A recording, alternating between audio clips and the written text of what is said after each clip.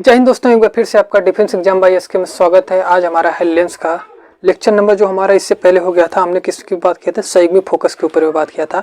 इसके बाद हमारा जो आता है पतले लेंस पे ये भी बात होता है। हमने आपको एक चीज़ बताया था, जब भी हम लेंस के चैप्टर में बात करेंगे कौन से लेंस की बात करेंगे? पतले लेंसों की बात करेंगे। तो जब हम पतले लेंसों में आता है एक हमारा फार्मूला आता है, न्यूटन का फार्मूला आता है। किसका आता है? न्यूटन का सूत्र आता है।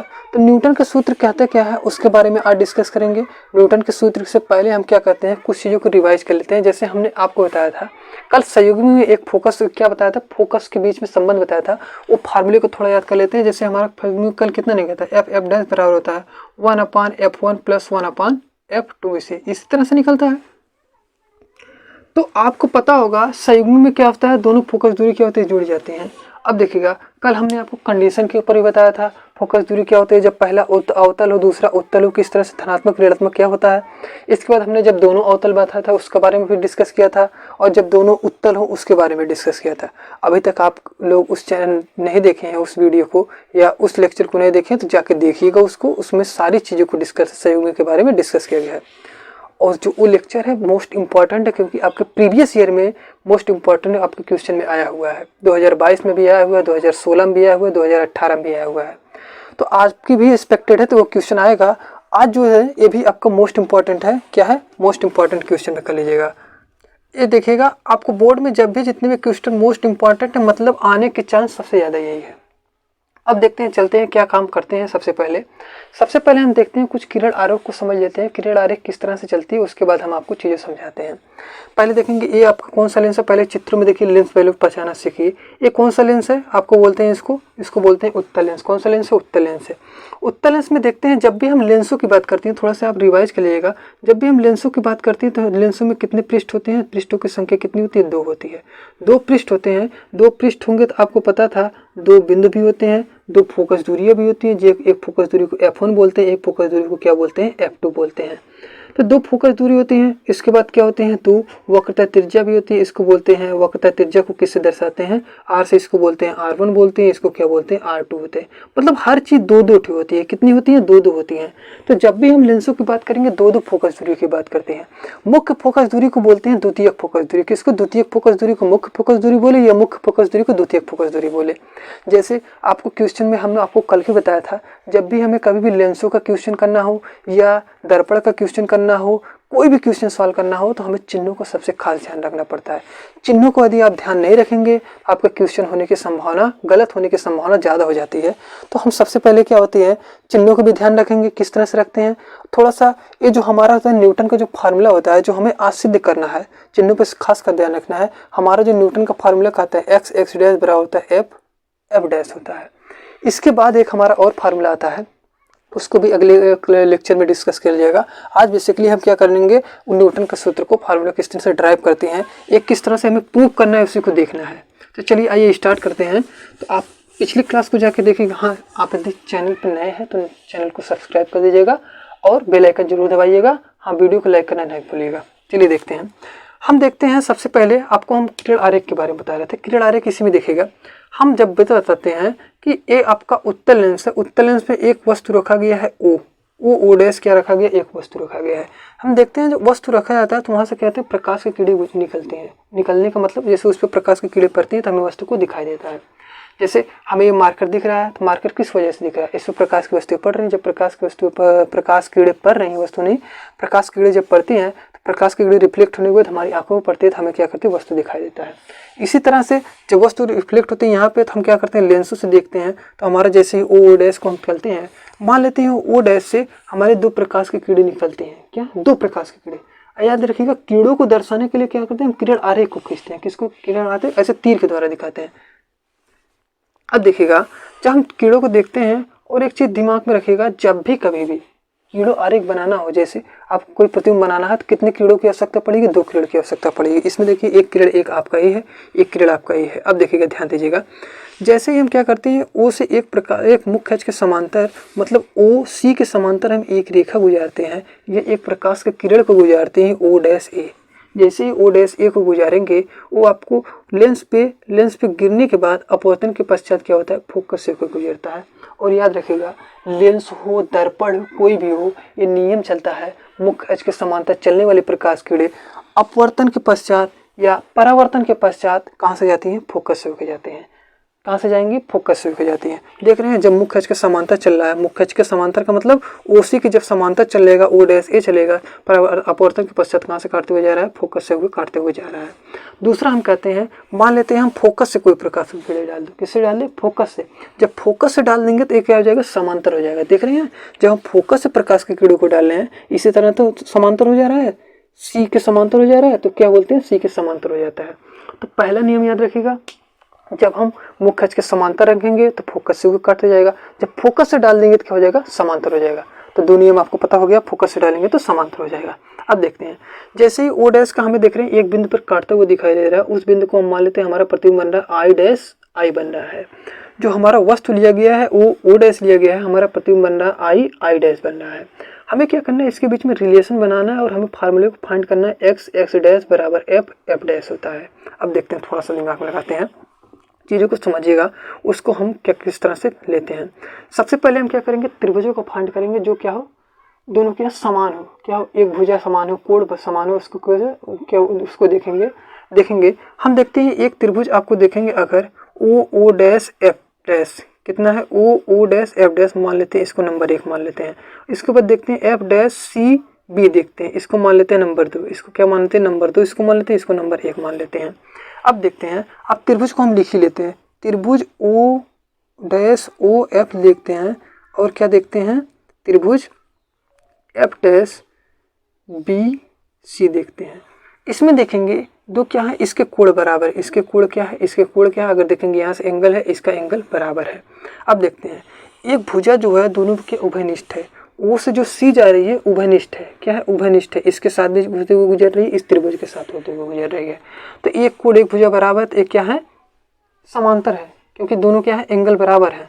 अब देखते हैं, जैसे ही हम लिखेंगे ओ डैश, देखते हैं जब समांतर है तो हम क्या करते हैं, ओ डैश बराबर हमारा हो जाता है, ओ डैश किसके समांतर है, इस कोण के बराबर समांतर हमारा हो जाएगा, सी बी हो जाएगा। इसी तरह से दूसरा पक्ष क्या है, ओ एफ डैश बराबर है, ओ एफ डैश बराबर है, किसके बराबर है, एफ डैश सी के बराबर है, किसके है, एफ डैश सी के बराबर है। अब देखिएगा, थोड़ा सा ध्यान देखिएगा, ओ डैश किसके बराबर है, ओ डैश बराबर किसके है, सी बी के बराबर है, ओ एफ डैश किसके बराबर है, एफ डैश सी के बराबर है। अब देखिएगा, कभी कभी आप लोग क्या करते हैं ना, कुछ गलतियां होती हैं। जैसे गलती में क्या होते हैं, कुछ बुक में क्या होता है, चीज़ें क्या होती है, सी बी ऊपर होता है, ओ डैश क्या होता है, नीचे होता है, तो उसमें गलतियां नहीं है। क्या आप प्रेफरेंस किसको दे रहे हैं, वो सबसे महत्व है। जैसे हमने क्या है, इसको पहले त्रिभुज को पहले माना है, तो इस चीज़ों को क्या किया है, इसको भी ऊपर लिखा है, इस त्रिभुज का ए भी ऊपर लिखा है। अगर आप क्या करें, इसको प्रेफरेंस मानेंगे तो ये चीज़ों को एफ डैश ऊपर लिखेंगे, तो सी बी ऊपर लिखेंगे, ओ डैश नीचे लिखेंगे तो वो नीचे लिख देंगे। कुछ भी हो सकता है, आप प्रेफरेंस किसको मान रहे, ये इंपॉर्टेंट है। बुक में गलतियां, मतलब आप अलग अलग बुक देखते हैं, लगता है गलत दिया है, गलत नहीं दिया रहता। हम इसको मानेंगे तो इसको ऊपर लिखते हैं, पहले को ऊपर लिखते हैं, अगर हम दूसरे को मानेंगे तो दूसरे को ऊपर लिखेंगे, उसमें कोई भी हो सकता है, ठीक ना। अब देखते हैं, यहाँ से देखते हैं, अब थोड़ा सा ध्यान दीजिएगा, जो सी बी है ना, देखिएगा थोड़ा सा सी बी यहाँ पे देख लेते हैं, हम इसी को यहीं पे लिखते हैं। सी बी जो है ना, सी बी किसके बराबर है, देख रहे हैं, सी बी बराबर है आई डैश के, आई डैश के बराबर है, ये तो लग रहा है। तो हम क्या करते हैं, सी बी की जगह आई डैश पुट कर लेते हैं, तो ओ डैश बराबर हो जाएगा आई डैश बराबर हमारा कितना हो जाएगा, ओ एफ डैश बराबर एफ डैश सी, कितना हो जाएगा, इसको मान लेंगे, समीकरण 1 मान लेंगे। किस तरह से मान लिखा गया, इसको ध्यान दीजिएगा। तो आई डैश किस तरह से है, जिस तरह से देख रहे हैं आपको पता है, अगर ध्यान से देखेंगे, सी आई डैश बी, ये एक आयत की तरह दिख रहे होंगे। आयत का मतलब इस तरह से अगर ध्यान देंगे तो ये इस तरह से लिख रहे हैं। जब आपको एक आयत होता है, आयत के आमने सामने की भुजा क्या होती है, बराबर होती है, तो सी बी बराबर हो जाएगा आई डैश, सी आई बराबर हो जाएगा बी आई डैश के बराबर। इसकी तो आवश्यकता पड़ती नहीं, हमें इसी किसकी जरूरत पड़ती है, तो हमें क्या करते हैं, इसको लिख लेते हैं यहाँ पे। अब देखते हैं इस वाले त्रिभुज में, देखते हैं इसको मान लेते हैं त्रिभुज नंबर 1 मान लेते हैं, यहाँ पे इसको मान लेते हैं त्रिभुज नंबर 2 मान लेते हैं। अब देख रहे प्रेफरेंस, एक चीज़ याद रखिएगा, प्रेफरेंस अगर यहाँ पे पहले को दिए हैं तो इसमें भी पहले को ही देंगे।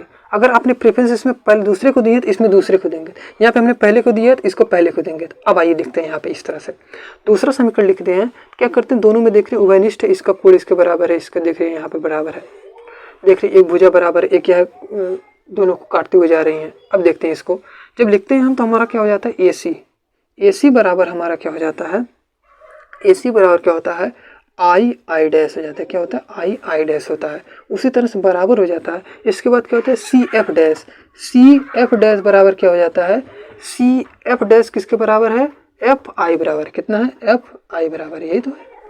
अब ध्यान दीजिएगा AC बराबर किसके है, AC बराबर किसके है, I डैश के बराबर है।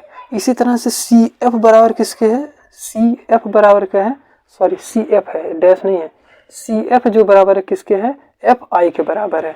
इसको मान लेते हैं। अभी देखते हैं एक चीज़ और दिखेगा, जिस तरह से हमने यहाँ पे CB को माना था I डैश के बराबर, देख रहे हैं O डैश के बराबर तो समांतर AC भी है, तो हम क्या कर लेते हैं AC बराबर क्या कर लेते हैं O डैश रख लेते हैं। कितना रख लेते हैं, O डैश रख लेते हैं। अब देखते हैं जैसे ही रखेंगे तो O डैश बराबर हमारा हो जाता था I डैश बराबर हो जाता है CF बराबर FI हो जाता है। इसको मान लेंगे, समीकरण 2 मान लेंगे। अब देखते हैं, थोड़ा सा ध्यान दीजिएगा, समीकरण 1 और समीकरण 2 को थोड़ा तुलना करके देखिए। समीकरण 1 और समीकरण 2 को तुलना करिए दोनों पक्षों को।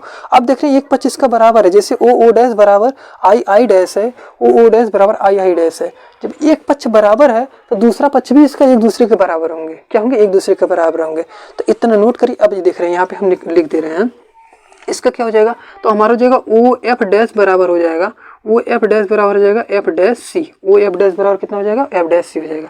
बराबर हो जाएगा, इसका पक्ष क्या है CF बराबर कितना होता है, FI होता है। कितना होता है, FI होता है। यहाँ तक समझ में आया आपको किस तरह से आ रहा है, निकल रहा है मान। पहले हम क्या करते हैं, त्रिभुजों को फाइंड करते हैं। एक त्रिभुज के क्या करते हैं, दूसरे त्रिभुज को देखते हैं समरूप है कि नहीं। जब समरूप है तो देख रहे हैं इसके समरूप है इसे, इसका समरूप है इसको, क्या करते हैं दोनों को रिलेशन बनाने की कोशिश करते हैं। जैसे देखते हैं दूसरे में, याद रखिएगा एक चीज़ लिख लीजिएगा, त्रिभुज लिख लीजिएगा यहाँ पे, त्रिभुज ACF लिखिएगा, और यहाँ पे लिखिएगा त्रिभुज कितना लिखिएगा FI डैश, इसको लिख लीजिएगा, इंपॉर्टेंट है ये, आपको समझ में आएगा। इसको समीकरण 2 लिखा गया है, इससे क्या है समीकरण 1 को लिखा गया है, इससे क्या है समीकरण 2 को लिखा गया है। दोनों को उभयनिष्ठ रूप ये लिखा गया है, यहाँ पे लिखा गया है। अगर अब भी कोई दिक्कत हो तो कमेंट करके पूछेगा। अब चलते हैं थोड़ा सा देखते हैं दूरियां किस तरह से होता है। जैसे अब क्या करते हैं OF डैश है, देखिएगा इसमें जो दूरियां माना गया हमें x डैश के रूप में मानना पड़ेगा। किसना, x डैश के रूप में। जो हमारा OF डैश है ना, OF डैश की दूरी को हम दर्शाते हैं कितना, x डैश से दर्शाते हैं। और एक चीज देखिएगा, इसको निगेटिव लेते हैं। क्या लेते हैं, निगेटिव चिन्ह लेते हैं, क्योंकि क्या बाएं की तरफ है। किरण आरेख हमारा उधर गुजर रहा है, हमारा इधर है, तो हमारा क्या है बाएं की तरफ है, इसलिए क्या है माइनस में है। आपको प्रथम होगा, पता भी होगा, उत्तल लेंस की प्रथम फोकस दूरी क्या होती है, ऋणात्मक होती है। तो हर चीज ऋणात्मक होता है, तो यहाँ से F डैश O की दूरी क्या है, ऋणात्मक है। अब देखते हैं, इसको तो हमें पता चल गया, फाइंड हो गया कितनी दूरी है। अब देखते हैं यहाँ पे F डैश C है, थोड़ा ध्यान दीजिएगा, F डैश C मतलब क्या, इसकी फोकस दूरी से है। फोकस दूरी भी ऋणात्मक होगी। फोकस दूरी क्या होती है, ऋणात्मक होती है। उत्तल लेंस की प्रथम फोकस दूरी क्या होती है, ऋणात्मक होती है। तो F डैश क्या हो जाएगा, ऋणात्मक हो जाएगा। अब देखते हैं CF कहाँ से, इस वाले में देखते हैं CF बोली या FC क्या है हमारा, ये भी तो फोकस दूरी है, ये भी क्या हो जाएगी, पॉजिटिव हो जाएगी, क्योंकि द्वितीयक फोकस दूरी की बात हो रही है। यहाँ पे प्राथमिक से किससे लेना देना है, F डैश से है, और द्वितीयक किससे है, F से है। और द्वितीयक फोकस दूरी उत्तल लेंस की क्या होती है, धनात्मक होती है, क्या हो जाएगा, F पॉजिटिव हो जाएगा। इसी तरह से FI हो जाएगा। FI को हम दर्शाते हैं प्लस से, x से दर्शाते हैं। हर जगह हम मान को पुट करते हैं, मान को पुट करने के बाद देखते हैं कितना आता है। इसमें देखते हैं OF डैश का मान क्या है, OF डैश का मान है -x रख लेते हैं, बटे F डैश C का मान कितना है, F डैश C का मान क्या है, -f है, -f रख लेते हैं, बराबर CF का मान कितना है, F है, CF का मान कितना है, F है, FI का मान कितना है, x है। ये तो है, इतना ही है। अब क्या करते हैं, इसी को क्या करते हैं हम यहाँ पे ऊपर सॉल्व कर देते हैं, इसको मिटा देते हैं, ठीक ना। अब देखिएगा ये वाली चीज़ को क्या हम ऊपर लिख रहे हैं। अब देखिएगा जैसे ही इसका x का गुणा x से करेंगे, अब पहले ध्यान दीजिएगा माइनस माइनस से तो क्या हो जाएंगे, खत्म हो जाएंगे, क्या हो जाएंगे, कट जाएंगे, माइनस माइनस क्या हो जाएंगे, कट जाएंगे।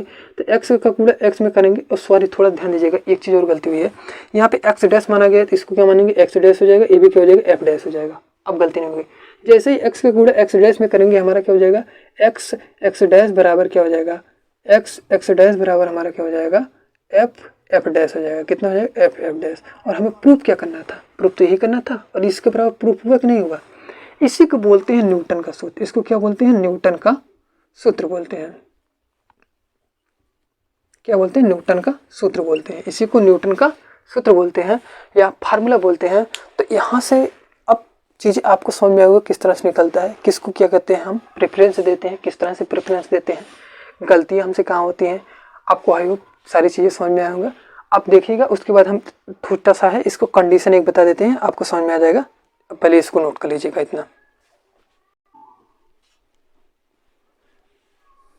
हो गया। आइए देखते हैं कंडीशन नंबर 1 क्या कहता है। कंडीशन 1 कहता है, अब अगर आपको कोई चीज़ ना समझ में आया हो तो आप कमेंट करके पूछ लीजिएगा, उसको हम अगले लेक्चर में आपको बता देंगे, ठीक ना।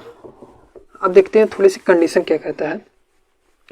कंडीशन 1 कहता है, पहले देखिएगा कंडीशन नंबर 1। कंडीशन नंबर 1 कहता है कि जो उत्तल लेंस की फोकस दूरी क्या होती है, अगर दोनों माध्यम बराबर हो। जैसे हमने चित्र में आपके था, यही था तो चित्र, इसको देखते थे, इस तरफ भी वायु है, इस तरफ भी वायु है। जब दोनों बराबर है वायु है तो क्या होंगे, एफ जो होता है एफ बराबर, एफ डैश बराबर होता है एफ, मतलब दोनों की क्या होते हैं, विपरीत होती हैं। और इस तरह से आपको भी पता है कंडीशन क्या है, इसको आपको पता ही है। जो उत्तल लेंस होता है, उत्तल लेंस की प्रथम फोकस दूरी क्या होती है, ऋणात्मक होती है। द्वितीय फोकस की दूरी क्या होती है, धनात्मक होती है। द्वितीय फोकस दूरी को क्या बोलते हैं, मुख्य फोकस दूरी। इसलिए जब भी कभी बोला जाता है उत्तल लेंस की फोकस दूरी, तो हम हमेशा क्या बताते हैं, धनात्मक बताते हैं। एक कभी नहीं देखते कि द्वितीयक वाला है, क्योंकि द्वितीयक फोकस दूरी को क्या बोलते हैं, मुख्य फोकस दूरी बोलते हैं। नंबर 2 कंडीशन देखते हैं। नंबर 2 क्या इंपॉर्टेंट है, मान लेते हैं हम जो वस्तु दूरी x था, हम मान लेते हैं x बराबर क्या हो जाए, 0 हो जाए। क्या हो जाए, x बराबर 0 हो जाए। जब x बराबर, अब देखते हैं, हम मानते हैं x बराबर अगर 0 रखते हैं, x बराबर 0 का मतलब होता है कि हमारा क्या रहा है, वस्तु हम कहाँ रख रहे हैं, वस्तु हम रख रहे हैं f पे रख रहे हैं। कहाँ पे रख रहे हैं, वो f पर। जब वस्तु f पे रखते हैं तो हमारा प्रतिबिंब कहाँ बनेगा, प्रतिबिंब कहाँ बनेगा, अनंत पे बनेगा। कहाँ बनेगा, प्रतिबिंब कहाँ बनेगा, अनंत पे बनेगा। तो याद रखिएगा, अगर x बराबर 0 या x बराबर 0 तो वस्तु कहाँ रखा जा रहा है, f पर रखा जा रहा है, तो प्रतिबिंब कहाँ बनेगा, इनफाइनाइट पे बनेगा। तो आज की क्लास के लिए इतना ही रखते हैं। न्यूटन का सूत्र मोस्ट इंपॉर्टेंट है। यहाँ से आपका 2 से 4 नंबर कंप्लीट हो गया है। अगर पेपर में आएगा आप इस तरह से लिख देंगे, आपका नंबर कंप्लीट हो जाएगा। अब एक चीज़ देखिएगा, एक चीज़ आपका आता है जो उत्पत्ति के रूप में लिखने का आता है, उसको समझिएगा, जिस तरह से बता रहे उसको उसी तरह से लिख दीजिए। लैंग्वेज में सब कुछ सिंपल है। चिन्हों को जिस तरह से दिखाया जा रहा है चिन्हों को दिखा दीजिए। जिस तरह से हम बोले 2 कीड़े गुजर रहे हैं, उन सारी चीज़ों को लिख दीजिए, आपको सब कंप्लीट हो जाएगा। अब जय हिंद।